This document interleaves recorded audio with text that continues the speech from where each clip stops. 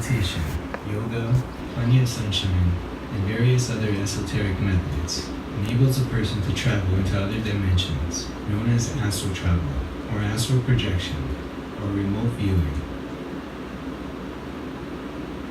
The pine cone in ancient cultures.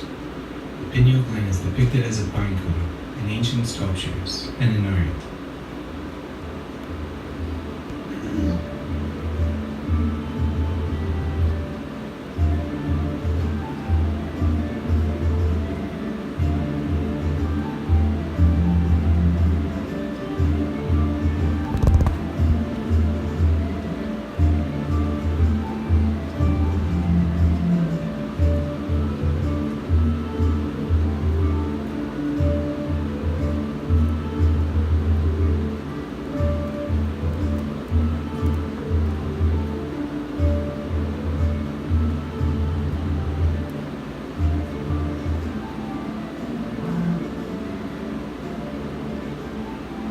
These ancient societies knew the benefits and exemplified this in their vast symbologies with a symbol of an eye.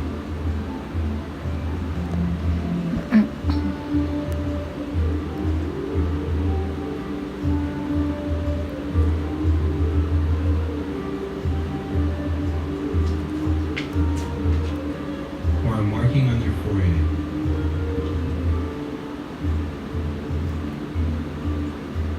We also see this eye in the back of the American $1 bill.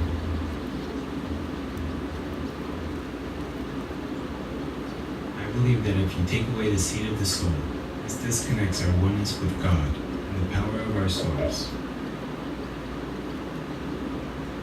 The pineal gland, or the seed of the soul, is where higher consciousness can be developed. This means that by detoxification and decalcification of the body will make us reach our consciousness to a higher level to perceive other dimensions. It is not too late to change your lifestyle, the way you eat, the way you take care of yourself, for you to be able to detoxify and decalcify your pineal gland. The present situation we find ourselves in demands that we quickly re-engineer not only mainstream allopathic medicine, but all branches and all alternatives.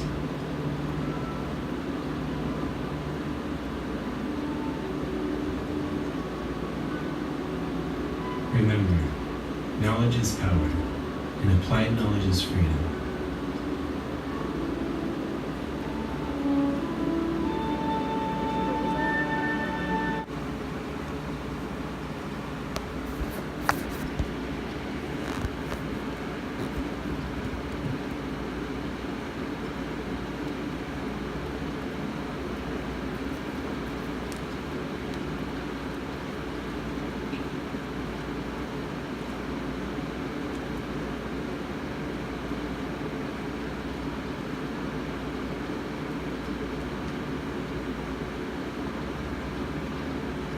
That's a valid point.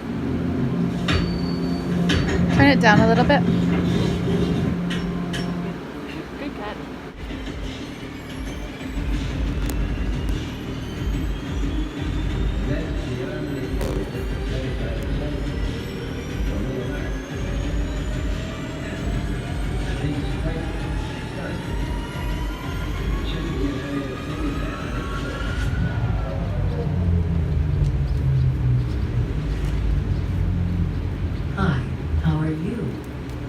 You always healthy.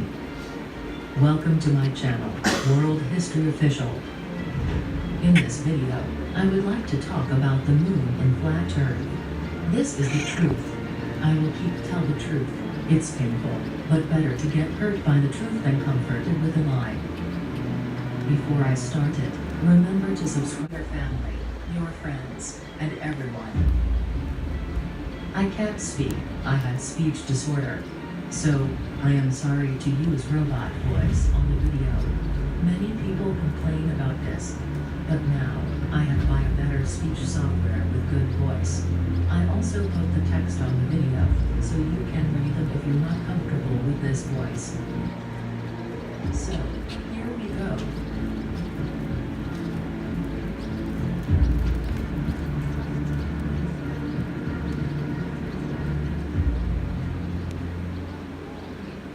The moon is upon a flat Earth. Let us look at the moon upon the flat Earth model before we prove this has to be the case. The moon moves around us in spiraling circles above the stationary flat Earth, moving from tropic to tropic over the course of 6 months, in an almost identical trajectory to the Sun. One face. All humans on Earth can only ever see one face of the moon, and it appears with the face rotated, with the degree depending on location. The moon covers the full 360 degrees of rotation. Mainstream science simplifies this fact and states the moon is right side up north of the equator, and upside down south of the equator. This isn't true. It appears rotated to different observers in different locations. If the Earth and Moon were both balls, then humans at the far north would see a different face of the moon than those in the far south, with some overlap. The only way we can all see the same face is upon a flat Earth. One can clearly see the moon moving away from the observer, to the vanishing point of a human's eye. Eyes are spherical objects that focus light on the lens at the back. The horizon has nothing to do with the shape of the world, and everything to do with distance. People are fooled into thinking the horizon is the edge of the curve. Phases. We are told the moon's phases are from sunlight via the sun's angle to the moon, but this cannot be the case. This is the mainstream model. But when it is new moon in day in the ball model, we should see a black silhouette. We don't though, we see nothing. We should see a silhouette in the ball model because the sun is so much bigger than the moon and behind it. Also we can see a nearly full moon in the day. This is not possible on the ball Earth, as during the day, the Earth is facing the sun. The Earth would be in the way of someone trying to see the moon in the daytime. Also we can sometimes see the sun and moon in the sky at the same time, for some hours in the days just before and just after the full moon. There is nothing between the sun and moon, so the moon should be 100% lit in the ball model. There is nothing obstructing the massive sun's rays, but the moon appears only 4/5 or so illuminated. If the moon was orbiting the Earth, and both were orbiting the sun, then 6 months later the moon's phases should have swapped over, and each lunar month, the phases should appear different. We are told that the sun gives the moon its light for the phases, but if this were the case, during each lunar month, the moon would be at a different angle to the sun. It would be impossible for the phases to remain the same each lunar month, but they do. Study the two images in the screen to get a full understanding of this. These two images both present the same mainstream paradox. A. The moon does what it does with its phases each month. B. The moon goes around the sun with the Earth. One of these has to be wrong, but we are told that both are true. You can see from the two images that the moon should have a different light reflection from the sun at different locations around the sun, but at the same time and location of its own lunar month. It should actually act like this, but it doesn't, helping to prove the ball Earth model is a hoax. This might need some contemplation, a pen and paper, or possibly a reread, but it is indisputable. On the shore, but it does reach an observer on the shore. If the moon were above the ball, the reflection on the ocean would behave much differently. See this picture, where we have pieced in the phantom curvature. Tides. We are told that the gravitational pull of the moon alone creates the tides, but this is also wrong. With a moon of 2,160 miles in diameter and the Earth 8,000 miles in diameter, the Earth would be 87 times larger and would attract the smaller mass, the moon, to it, not the other way. We are told the Earth's stronger gravity keeps the moon in orbit. So how can the moon use her gravity override Earth gravity at Earth's lowest points? If a magical air-leading force called gravity existed, all trees would look like willow trees, and all flowers would grow in an M shape. But that is for another time. The Earth tides vary greatly. For example, near the Isle of Wight, there are 4 tides a day. Some beaches have tides which go out far, while others not so much. The mainstream map of tides is not uniform, and would not be caused by a single body moving harmoniously across from east to west. If the moon lifted up the water, it is evident that near the land, the water would be drawn away and low instead of high tide caused. Again, the velocity and path of the moon are uniform, and it follows that if she exerted any influence on the Earth, that influence could only be a uniform influence. But the tides are not uniform.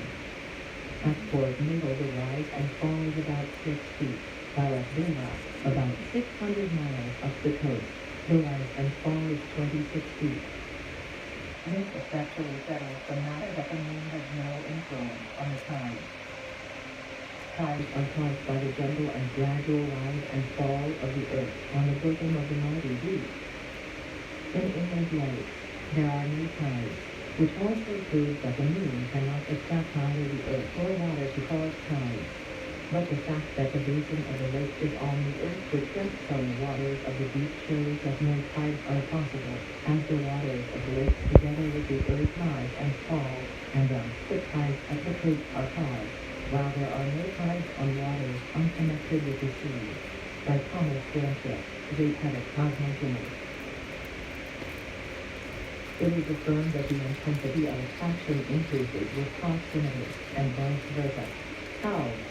Then, when the waters are drawn up by the moon from their bed, and away from the Earth's attraction, which at that greater distance from the center is considerably diminished, while that of the moon is proportionately increased, is it possible that all the waters acted on should be prevented leaving the Earth and flying away to the moon? If the moon has power of attraction sufficient to lift the waters of the Earth at all, even a single inch from their deepest receptacle, where the Earth's attraction is much the greater, there is nothing in the theory of attraction of gravitation to prevent her taking to herself all the waters which come within her influence. Let the smaller body once overcome the power of the larger, and the power of the smaller becomes greater than when it first operated, because the matter acted on is nearer to it. Proximity is greater, and therefore power is greater. How then can the waters of the ocean immediately underneath the moon flow towards the shore, and so cause a flood tide? Water flows, it is said, through the law of gravity, or attraction of the Earth's center. Is it possible then for the moon, having once overcome the power of the Earth, to let go her hold upon the waters, through the influence of a power which she has conquered, and which therefore is less than her own? The above and other difficulties which exist in connection with the explanation of the tides afforded by the Newtonian system have led many, including Sir Isaac Newton himself, to admit that such explanation is the least satisfactory portion of the theory of gravitation. Thus we have been carried forward by the sheer force of evidence to the conclusion that the tides of the sea do not rise from the attraction of the moon, but simply from the rising and falling of the floating earth in the waters of the great deep. That calmness which is found to exist at the bottom of the great sea could not be possible if the waters were alternately raised by the moon and pulled down by the earth. By Dr. Samuel Rose FM, Zetetic Astronomy, Earth Not a Globe. Even Sir Isaac Newton himself confessed that the explanation of the moon's action on the tides was the least satisfactory part of his theory of gravitation. This theory asserts that the larger object attracts the smaller, and the mass of the moon being reckoned as only 1/8 of that of the earth, it follows that, if, by the presumed force of gravitation, the earth revolves round the sun, much more, for the same reason, should the moon do so likewise, instead of which that will hold or still continue to go round our world. Tides vary greatly in height, owing chiefly to the different configurations of the adjoining land. At Epsilon it rises to 60 feet, at Porta 10 to 50, while at Double and Beta is just 1 2, and at Wexford only 5 feet. That the Earth itself has a slight tremulous motion may be seen in the movement of the spirit level, even when fixed as steadily as possible, and that as he has a fluctuation may be witnessed by the operation of an anchor